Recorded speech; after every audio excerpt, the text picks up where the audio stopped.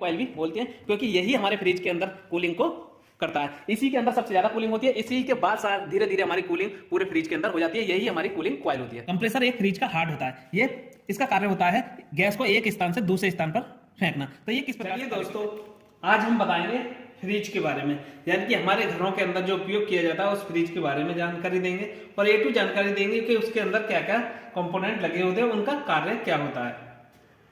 तो जो हमारे घर के अंदर जो फ्रिज होता है वो हमारे वस्तुओं को ठंडा करने के लिए हम उसको उपयोग में लेते हैं। जैसे हमारे फल हो गए, सब्जियां हो गई, या हमारा वाटर यानी कि पानी को भी हम ठंडा करते हैं। बर्फ की आवश्यकता हो तो उससे हम बर्फ भी जमाते हैं।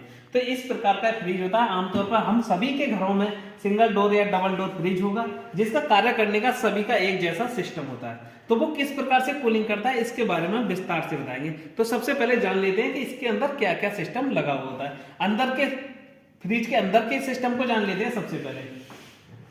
तो इसको खोलने पर अंदर के सारे फ्रिज एक जैसे दिखते हैं, देखने में आकार जैसे छोटा बड़ा यानी सामान रखने का हो सकता है। जो सबसे ऊपर का जो हिस्सा होता है हमारा फ्रीजर, जिसको हम फ्रीजर बोलते हैं, जहां हमारी सबसे अधिक कूलिंग आती है, इसको अगर हम इसको टेक्निकल भाषा में बोले तो इसको हम एवापोरेटर या कूलिंग कॉइल भी बोलते हैं, क्योंकि यही हमारे फ्रिज के अंदर कूलिंग को करता है। इसी के अंदर सबसे ज्यादा कूलिंग होती है। इसी के बाद धीरे धीरे हमारी कूलिंग पूरे फ्रिज के अंदर हो जाती है। यही हमारी कूलिंग कॉइल होती है। कूलिंग कॉइल के जस्ट बराबर से इस तरह का आपको बटन देखने को मिलेगा, जो कि हमारा थर्मोस्टेट होता है। थर्मोस्टेट यानी कि ये हमारे कूलिंग को कंट्रोल करने का कार्य करता है, यानी कि हम आवश्यकता अनुसार इसमें कूलिंग को सेट कर देंगे और सेट करने पर हमको जितनी कूलिंग इसके अंदर चाहिए उतने पर इसको सेट करने पर हम ये हमारा सिस्टम पूरा उतनी ही कूलिंग करेगा। अगर हमको कम कूलिंग चाहिए तो इसको कम कर देंगे और ज़्यादा कूलिंग चाहिए तो ज़्यादा कर देंगे। इसमें एक बटन भी लगा हुआ होता है। इसको 2 से 4 दिन या 5 दिन या हफ्ते में 1-2 बार इसको दबाना होता है, जिससे हमारा सिस्टम रिफ्रेश हो जाता है। ठीक, उसी में एक हमारा लगा होता है डोर स्विच।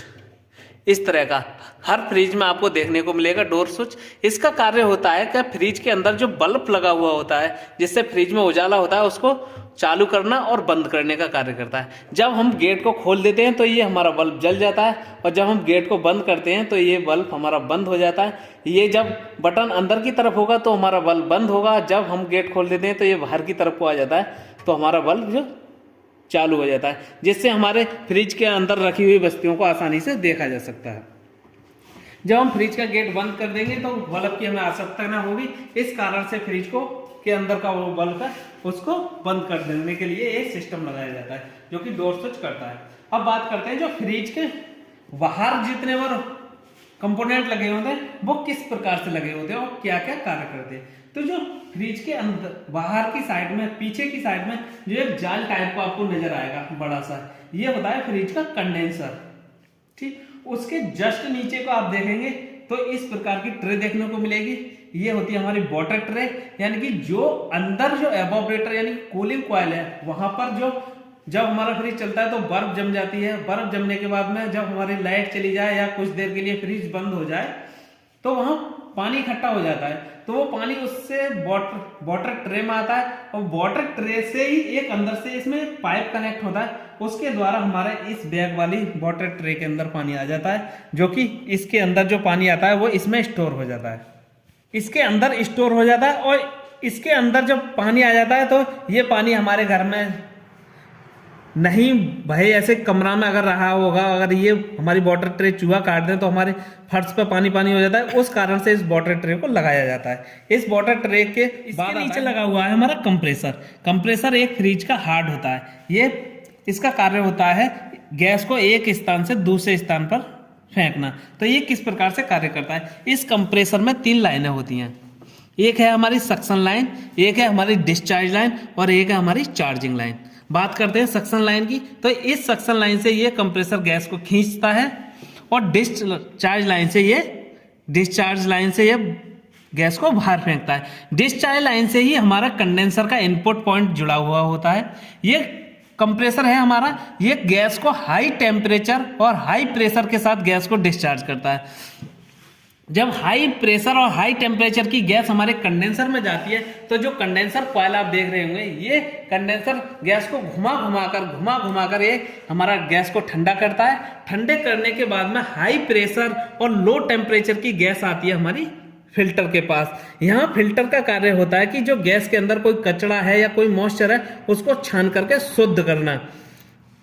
फिल्टर के आउटपुट पे जुड़ा हुआ है हमारा कैपिलरी ट्यूब। कैपिलरी ट्यूब एक कॉपर की ट्यूब होती है, यानी कि बहुत पतली पाइप होती है कॉपर की, जो कि हमारी कनेक्ट होती है फिल्टर से। फिल्टर से कनेक्ट होकर के जाती है ये हमारी एवापोरेटर, यानी कि कूलिंग कॉइल जो फ्रिज के अंदर लगी हुई है। जहां सबसे ज्यादा कूलिंग आती है वही हमारी कूलिंग कॉइल होती है, वहां जाकर के ये कनेक्ट होती है।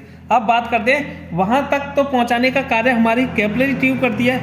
और जब हमारी पूरी कूलिंग कॉइल के अंदर हमारी गैस घूम जाती है, वहां से जब गैस जो वापस आती है, वापस आने के लिए एक पाइप कनेक्ट होता है, उसी को बोलते हैं हम सक्शन लाइन। यानी कि वो हमारी एवापोरेटर से जब हमारी कूलिंग कॉइल को ठंडा करने के बाद जो गैस हमारी खींचता है, तो वो सक्शन लाइन के थ्रू हमारा कंप्रेसर खींचता है, वहां से सक करके फिर से डिस्चार्ज लाइन से डिस्चार्ज करता है। और वही साइकिल हमारी यानी कि कंडेंसर कॉइल में जाएगी और कंडेंसर कॉइल में हमारी गैस ठंडी होगी और ठंडी होकर के फिर से फिल्टर में, फिल्टर से फिर दोबारा से हमारी कैपिलरी, यही साइकिल चलती रहेगी। इसी साइकिल के साथ हमारे फ्रिज के अंदर कूलिंग होती है।